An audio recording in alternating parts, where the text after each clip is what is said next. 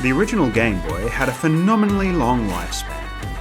First released in 1989, it saw many revisions over the years, with new colours and upgrades like the Game Boy Pocket and Game Boy Light. These revisions did not change the internals though, which meant that the library continued to grow and grow.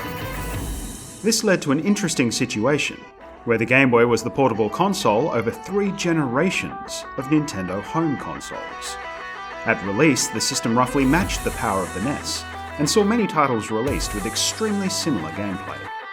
As the 90s rolled on, the Super Nintendo took over, and many of the games from that generation that saw ports or handheld versions required significant cuts to work on the handheld hardware.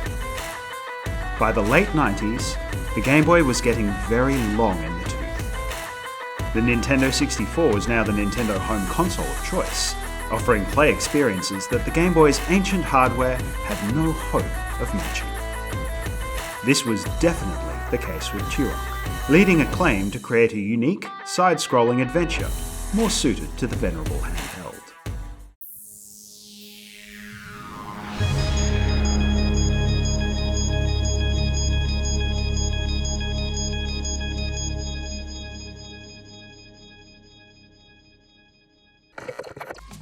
Turok, Battle of the Bionosaurs, was a very late addition to the Game Boy's library.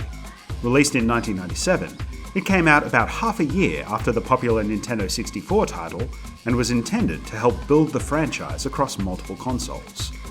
Turok's origins were in comic books, but acclaimed 64-bit shooter helped bring the character to a much wider audience.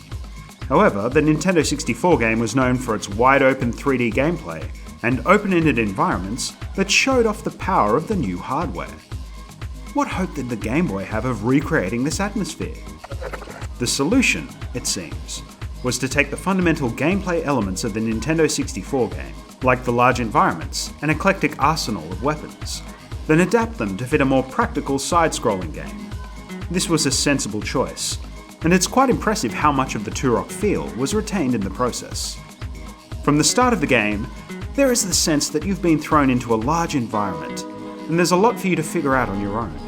It can be quite overwhelming to start, not unlike the 64-bit version. The game may look simple in screenshots, but this is not a basic left-to-right platformer. There are lots of items to collect, requiring vertical exploration, backtracking, and creative thinking. You'll also move between areas via caves and doorways, adding to the size of each stage. Occasionally, the viewpoint will even temporarily shift to an overhead view. The game certainly looks like a late-release title, with a nice balance of shading on the sprites and backgrounds that show off a lot of detail without making the image too complicated on the small screen. Enemies and interactive elements are usually easy to identify. Turok's character sprite is particularly impressive, with fluid animation and a nice level of detail, especially when he uses different weapons. There is also some great music in the game that has a very demo-scene-y vibe to it.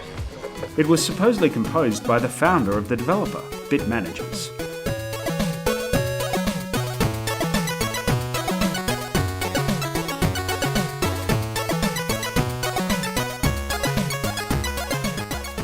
Nice work.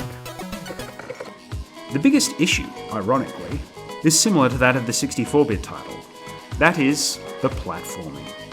The side-scrolling viewpoint makes things a little bit easier on the small screen, but there are still plenty of frustrating moments when jumps are difficult to judge both in terms of distance, but also in terms of runway at the end of platforms.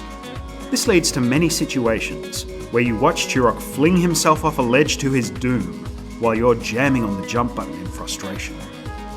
The small viewpoint also leads to some irritating scenarios of seemingly unavoidable damage, either when traversing the landscape or sometimes when entering a new location through one of the doorways. It's a common problem on many Game Boy titles, but it's disappointing to see here so late in the system's lifespan. Otherwise, this is a fairly solid Game Boy title, and a good representation of the character given the limited hardware. It's not a life-changing game, but there was a good amount of effort put in to make something suited to the portable platform, without losing the essence of the 64-bit title. If you've been enjoying Night Dive's excellent Turok remasters and are looking for more of the Dinosaur Hunter, this might be a good diversion for you.